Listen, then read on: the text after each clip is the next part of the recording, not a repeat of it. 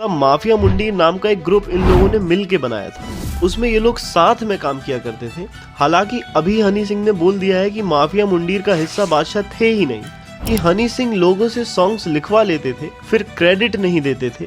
Brown रंग मैंने लिखा है, मुझे क्रेडिट नहीं दिया गया, ऐसा बादशाह का कहना है। फिर इनका हनी से कोई ऐसा फायदा हो रहा होगा जिसकी वजह से ये उनसे जुड़े रहना चाहते होंगे, क्योंकि इतना अनफेयर अगर कोई किसी के साथ करे तो वो उसके साथ क्यों काम करते रहेगा। बादशाह और रफ्तार दोनों ने ही हनी सिंह का कई बार मजाक उड़ाया है, उन्हें डिस किया है अपने गानों में भी और इंटरव्यूज में भी और सोशल मीडिया में भी। इसमें हनी के लिए सबसे बुरी बात यह है कि उनके बेस्ट सिंगल्स के ऊपर ये लोग अपना क्लेम कर रहे हैं। इस कंट्रोवर्सी को लाइमलाइट में लाने का पूरा श्रेय जाता है लल्लन टॉप को। पहले उन्होंने हनी सिंह को बुलाया और फिर उनसे बादशाह के बारे में बात की, और फिर इन्होंने बादशाह को बुलाया और फिर उनसे हनी सिंह के बारे में पूछा। और उससे भी पहले बादशाह ने अपने एक गाने में एक लाइन बोली थी, कुछ लोगों का कमबैक ही नहीं हो रहा, और ये लाइन हनी सिंह के लिए बोली गई थी क्योंकि हनी सिंह का कमबैक नहीं हो पा रहा था जैसे सबने एक्सपेक्ट किया था कि होगा। और इससे भी पहले ये दोनों मिले थे जब बादशाह एक फेमस म्यूजिक आर्टिस्ट नहीं थे और हनी सिंह का करियर ने तेजी पकड़ी ही थी। इस बात को वहीं से शुरू करना पड़ेगा जिससे इस कंट्रोवर्सी को एक न्यूट्रल माइंडसेट के साथ समझा जा सके। ये मैंने हनी के लिए लिखा था सर। बादशाह थे माफिया मुंडीर में? नो। से गेम क्रैक नहीं हो रहा, कुछ लोग का कमबैक नहीं हो रहा। नाराजगी अपनों से होती है, क्लाइंट से थोड़ी ना होती। He was just a client for me.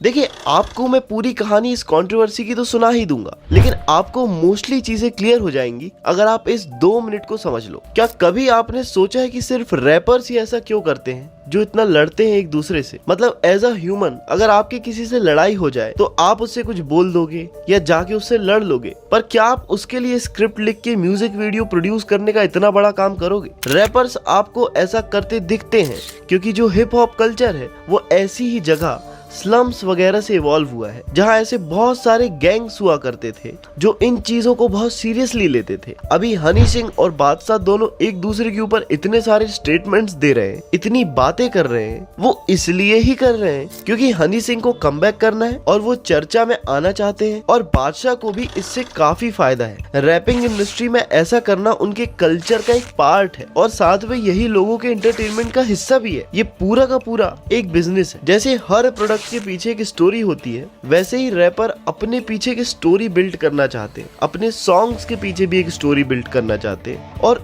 वो करने का इससे अच्छा तरीका और कोई भी नहीं है। तो बात करते हैं हनी सिंह और बादशाह की। सबसे पहले ये लोग 2006 में मिले थे, इस बात को दोनों ने कंफर्म कर लिया है। इस समय हनी सिंह एल्बम डिजाइन करने का काम किया करते थे और बहुत सारे म्यूजिशियंस के साथ काम कर रहे थे और अच्छा पैसा भी कमा रहे थे। इसी समय बादशाह किसी मैनेजर के थ्रू हनी सिंह से मिलते हैं और ये उनके क्लाइंट थे। हनी सिंह ऑफ कोर्स अपना as a music artist career बनाना चाह रहे थे और इसकी पूरी कोशिश भी कर रहे थे। इस समय वो एस्टेब्लिश्ड आर्टिस्ट के साथ एल्बम डिजाइन करते थे और उनके एल्बम में पंजाबी सॉन्ग्स में अपने रैप्स भी देना शुरू कर चुके थे। बादशाह अपना एक सिंगिंग ब्रांड बनाना चाहते थे और इसलिए वो हनी सिंह के पास आए थे। हनी सिंह के करियर का बेस बन ही गया था, दोनों का इंटरेस्ट एकदम सेम था और इसलिए दोनों की दोस्ती भी बहुत जल्दी हो गई होगी। और जैसा कि बादशाह ने अपने रीसेंट लल्लन टॉप के इंटरव्यू में बताया था कि दोनों अच्छे दोस्त बन गए थे, पर बादशाह ने जो बातें बोली वो काफ़ी कॉन्ट्रडिक्टरी तो थी और हनी सिंह की बातें भी कॉन्ट्रडिक्टरी थी। बादशाह ने बोला उनके पापा एक नॉर्मल गवर्नमेंट जॉब करते थे और हनी ने बोला कि बादशाह के पापा एक बहुत बड़े ऑफिसर थे। बादशाह ने बोला कि उन्होंने हनी सिंह को 10 लाख रुपए दिए थे। 10 लाख रुपए 2006-07 में बहुत बड़ी बात थी, और अगर कोई किसी को 10 लाख रुपए दे दे उस समय और वो उसका काम ना करे, जैसे कि बादशाह ने बताया कि उसकी एल्बम कभी आई नहीं जो हनी सिंह ने प्रॉमिस करी थी, तो बादशाह ने हनी सिंह के साथ फिर एक दोस्त की तरह रिलेशन कैसे बना लिया, वो भी आगे के कई साल तक। जबकि उसके पापा एक नॉर्मल गवर्नमेंट ऑफिसर हैं, तो उसके हिसाब से तो 10 लाख रुपए बहुत बड़ी रकम है। इतने में तो घर आ जाता था उस समय, और इनके हिसाब से ये लोग किराए के घर में रहते थे। इवन बादशाह को हनी सिंह ने 1-1.5 साल तक घोस्ट भी कर दिया था बीच में। जब हनी सिंह का करियर थोड़ा पीक पे आ गया था, तब भी हनी सिंह के एक मैसेज से बादशाह फिर से उनसे मिलने चले गए और उनसे बात करने लगे। मुझे तो इन बातों को सुन के बिल्कुल भी यकीन नहीं हो रहा है।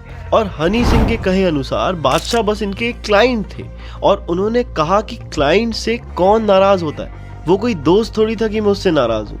अब दोनों में से कोई ना कोई तो झूठ बोल रहा है या तो दोनों ही झूठ बोल रहे हैं और अपनी ईगो के चलते असली बात बता नहीं रहे जो इनके मन में चल रही है। खैर देखते हैं कि ये बता क्या रहे हैं। 2024 में ग्राफ एश में बादशाह का एक कॉन्सर्ट चल रहा था। वहाँ पे अपनी परफॉर्मेंस के बीच में ऑडियंस के सामने बादशाह बोलते हैं कि हनी सिंह के लिए मैं ग्रज नहीं रखना चाहता हूँ मन में, अब मैं आगे बढ़ चुका हूँ और वो जो सब हुआ है मैं वो भूल चुका हूँ। उन्होंने ये भी बोला कि हमें तोड़ने वाले बहुत सारे थे और जोड़ने वाले बहुत कम थे, इसलिए ये सब हुआ और हम लोग अलग अलग हुए। उसके बाद इन्होंने हनी सिंह को बेस्ट विशेष दी। मेरी लाइफ का एक फेज था जहाँ पे मैंने ना बहुत एक इंसान के साथ ग्रज रखी अभी तक, but I want to leave it behind, and that's Honey Singh.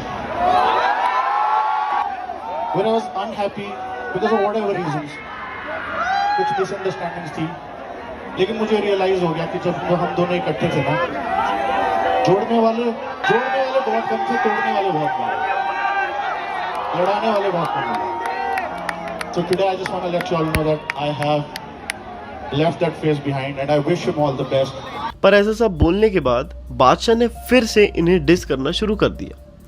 असल में जब ये दोनों करियर की शुरुआत में थे तब माफिया मुंडीर नाम का एक ग्रुप इन लोगों ने मिल के बनाया था। उसमें ये लोग साथ में काम किया करते थे। हालांकि अभी हनी सिंह ने बोल दिया है कि माफिया मुंडीर का हिस्सा बादशाह थे ही नहीं, पर ऐसा नहीं होगा क्योंकि काफी सारे माफिया मुंडीर के क्रिएशंस में बादशाह को साफ साफ देखा जा सकता है और जिसे देख सकते हैं उसे कैसे झूठ मान ले। खैर और भी कई लोग आए धीरे धीरे करके इस ग्रुप में। असल में हनी सिंह हिप हॉप को इंडिया में लाना चाहते थे और उसके लिए वो अपने साथ बहुत सारे टैलेंटेड लोगों की एक बड़ी टीम बनाना चाहते थे, एक हुड कल्चर जैसा डेवलप करना चाहते थे। इसमें बाद में रफ्तार, इक्का, लिल गोलू जैसे रैपर्स भी शामिल हो गए और हनी सिंह जो सॉन्ग्स लॉन्च कर रहे थे या ये ग्रुप जो सॉन्ग्स लॉन्च कर रहा था, उन सॉन्ग्स में इन सबको देखा जा सकता था। बादशाह ने बोला है हनी सिंह के बारे में, वो ये है कि हनी सिंह लोगों से सॉन्ग्स लिखवा लेते थे फिर क्रेडिट नहीं देते थे। ब्राउन रंग मैंने लिखा है, मुझे क्रेडिट नहीं दिया गया, ऐसा बादशाह का कहना है। और ऐसे ही कई सॉन्ग्स जिनको हनी सिंह ने लॉन्च किए उनको दूसरे माफिया मुंडीर के मेंबर्स बताते हैं कि ये मेरा लिखा हुआ सॉन्ग। इसमें कितनी सच्चाई है ये कैसे पता चल सकता है किसी को नहीं पता। अगर ये एक बैंड था और कोई अपने सिंगल्स कर रहा है तो दूसरे ऑफ कोर्स उसकी मदद जरूर करते होंगे, पर ऐसा हनी सिंह करते जा रहे हो कि इनसे गाने लिखवा लिए और खुद के नाम से बिना क्रेडिट दिए लॉन्च कर दिए और फिर भी ये लोग उनके ही साथ काम करते रहे और इनको अपना अच्छा दोस्त मानते रहे, तो फिर गलती जितनी हनी सिंह की है उतनी इन लोगों की भी है। या फिर इनका हनी से कोई ऐसा फायदा हो रहा होगा जिसकी वजह से ये उनसे जुड़े रहना चाहते होंगे, क्योंकि इतना अनफेयर अगर कोई किसी के साथ करे तो वो उसके साथ क्यों काम करते रहेगा। बेसिकली अब इनका कहना है कि हनी सिंह एक सेल्फ सेंटर्ड आदमी है जिसने इन लोगों का यूज कर लिया है और फिर इन लोगों से ठीक से बात करना बंद कर दिया। बादशाह और रफ्तार दोनों ने हनी सिंह का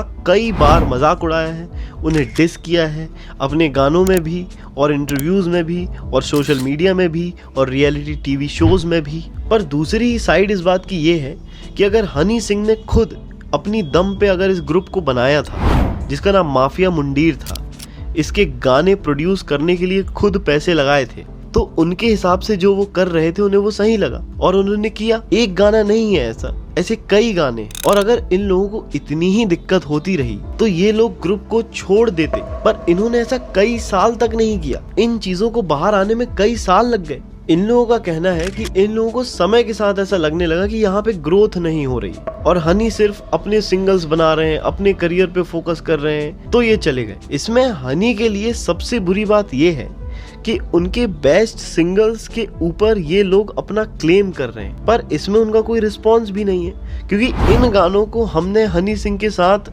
इतना ज्यादा जोड़ लिया है, इतना ज्यादा एसोसिएट कर लिया है कि हमें किसी के कोई बयान से कोई फर्क ही नहीं पड़ रहा है। वैसे अगर देखा जाए तो हनी सिंह की फैन फॉलोइंग इन सब रैपर्स से काफी ज्यादा है। ये तो इनके पॉडकास्ट के व्यूज से ही पता लग जाता है कि बादशाह के पॉडकास्ट में कितने व्यूज आए और हनी सिंह के पॉडकास्ट में कितने व्यूज आए। साथ में हनी सिंह ने बादशाह के बारे में कितनी देर बात की और बादशाह ने हनी सिंह के बारे में कितनी देर बात की।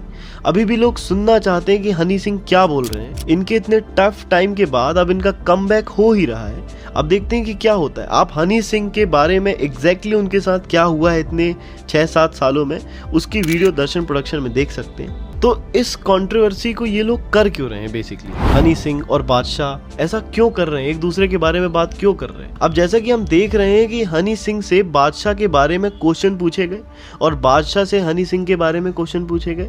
ऐसा न्यूज चैनल ने इसलिए किया क्योंकि उनको व्यूज चाहिए थे। मीडिया में ये आर्टिस्ट ऐसा बयान देते हैं कि ये लोग और ज्यादा मिस्टीरियस और अच्छे लगे। इनके मन में क्या है ये मीडिया में कभी खुल के नहीं बोलेंगे। ऐसा बहुत कम ही होता है जब कोई आर्टिस्ट अपने दूसरे आर्टिस्ट के बारे में कंट्रोवर्सीज में खुल के बात करे। बीच में फंस जाते हैं बेचारे हम ऑडियंस, हमें पता ही नहीं चलता है कि क्या हो रहा है। ये लोग कितना भी बयान दे लें या कुछ भी कर लें, इनको इससे फायदा ही होगा।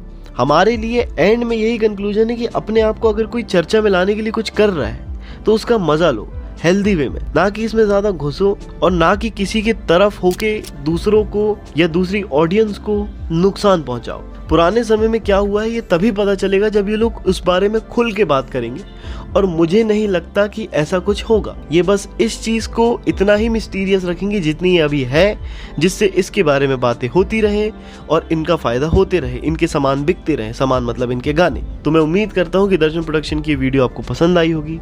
अगर आई है तो कमेंट सेक्शन में अपने व्यूज बताएं। इसे अपने दोस्तों के साथ शेयर जरूर करें। चैनल को सब्सक्राइब करे बिना मत जाना। हम बने आपके साथ, आप भी बने रहिए हमारे साथ। बहुत बहुत धन्यवाद।